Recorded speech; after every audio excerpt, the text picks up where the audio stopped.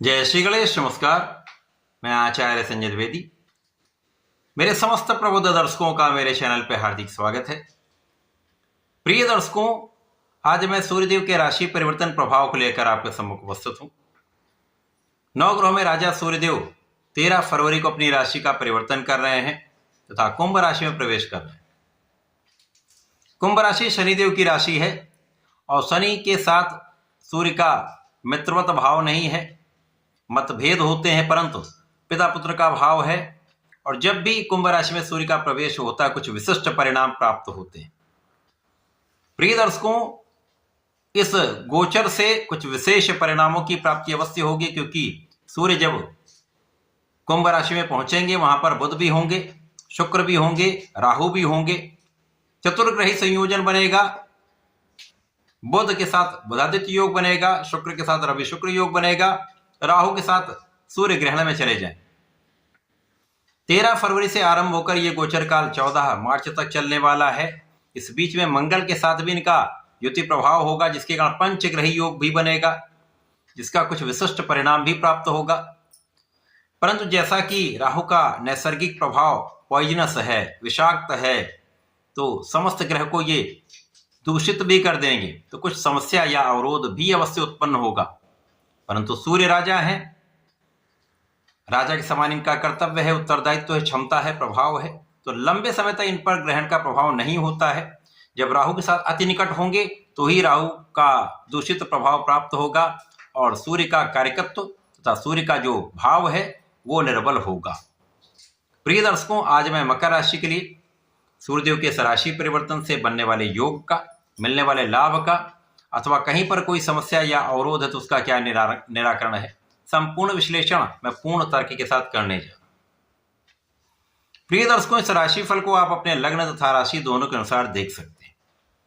मकर राशि शनिदेव की राशि और शनिदेव की दूसरी राशि मूत्रकोण राशि में सूर्य का यह परिवर्तन द्वितीय भाव में आरंभ होने वाला है।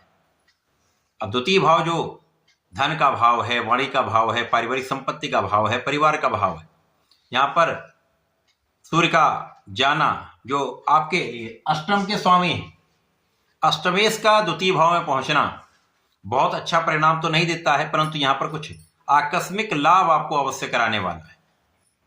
आकस्मिक धन का लाभ यहां पर निश्चित रूप से प्राप्त होता है और इस समय में पारिवारिक संपत्ति से विशेष रूप से या परिवार के सहयोग से कुछ बड़े लाभ आपको मिल सकते हैं। इस पूरे समय में आप अपनी वाणी को संयमित रखें, क्योंकि वाणी का प्रभाव निश्चित रूप से दूषित रहेगा, क्योंकि इस पूरे समय में बुध राहु के प्रभाव में होंगे और सूर्य के साथ भी अस्त अवस्था में आएंगे, जिसके कारण वाणी का प्रभाव तो यहाँ पर आपके लिए अत्यंत महत्वपूर्ण है। यदि विचार करके बात करेंगे, बोलेंगे तो कहीं पछताना नहीं पड़ेगा। विशेष रूप से परिवार के मध्य में आपको बहुत संयमित, बहुत संतुलित व्यवहार करना होगा। परिवार से लाभ लेने के लिए आपको बहुत विचार करके बोलना होगा।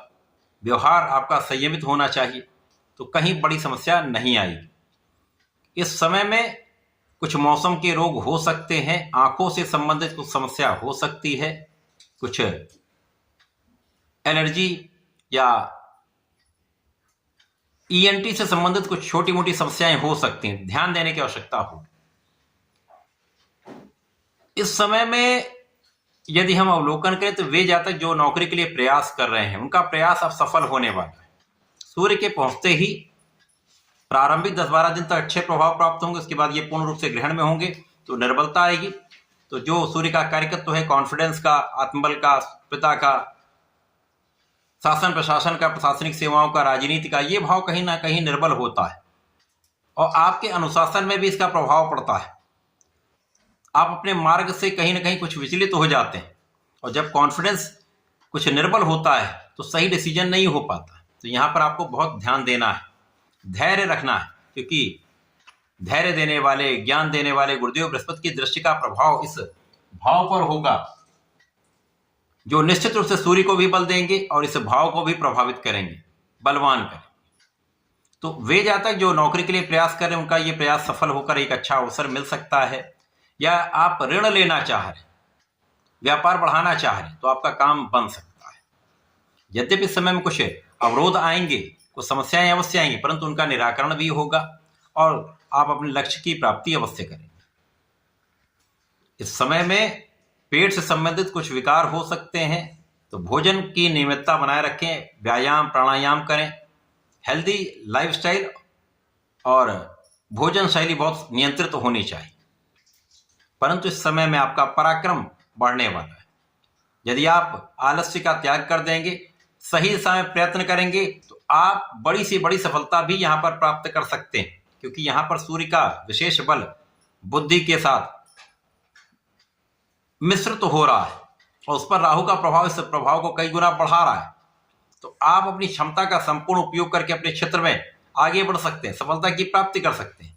ऐसे ऐसे प्रभाव प्राप्त हो जाते हैं जब आप समस्याओं का निवारण आसानी से कर लेते हैं। कार्य क्षेत्र में कुछ अच्छे अवसर मिल पाएंगे। विशेष रूप से कला क्षेत्र के जो जातक हैं, यहाँ पर उनको अच्छे अवसर निश्चित रूप से मिलते हैं, परंतु सही जानकारी करके, सही एनालिसिस करके काम करेंगे तो आपको अच्छा लाभ मिलेगा। जल्दीबाजी में कोई निर्णय लेंगे तो ये निर्णय नकारात्मक भी हो सकते हैं, तो यहाँ ध्यान देने की आवश्यकता होगी। और जब सूर्यदेव पूर्ण रूप से ग्रहण में हो जाएंगे तो पिता का पक्ष निर्बल हो जाएगा, परिवार के बीच में कुछ समस्याएं होंगी, क्लेश उत्पन्न हो सकता है, आपकी वाणी का दूषित प्रभाव समस्या उत्पन्न कर सकता है तथा आपके खान पान में अनियमितता कष्ट का कारण बन सकती है।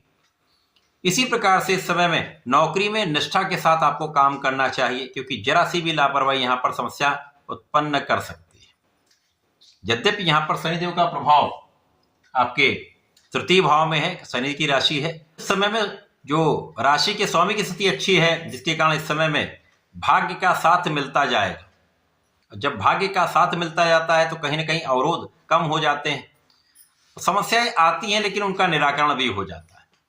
यदि आप धर्म के मार्ग पर चलते रहते हैं, अपना संपूर्ण प्रयास करते रहते हैं, आलस्य का त्याग कर देते हैं और इस समय में यदि आप अपने लक्ष्य को केंद्रित कर लेते हैं, फोकस्ड हो जाते हैं, तो इस समय का आप उपयोग भी कर पाएंगे, क्योंकि इस समय में चतुर्ग्रही योग बनेगा, मंगल भी आ जाएंगे, बुध शुक्र और सूर्य आपके लिए धन का अच्छा लाभ करा सकते हैं और धन के लाभ से आप अपने सुख संसाधन बढ़ा सकते हैं। सुखों में वृद्धि का योग बनता है, परंतु कहीं ना कहीं इस समय में आपको नाम मान सम्मान मिलता है, लेकिन कहीं पर भी ऐसा व्यवहार न करें कि वो आपको यश के साथ अपयश भी दे दे।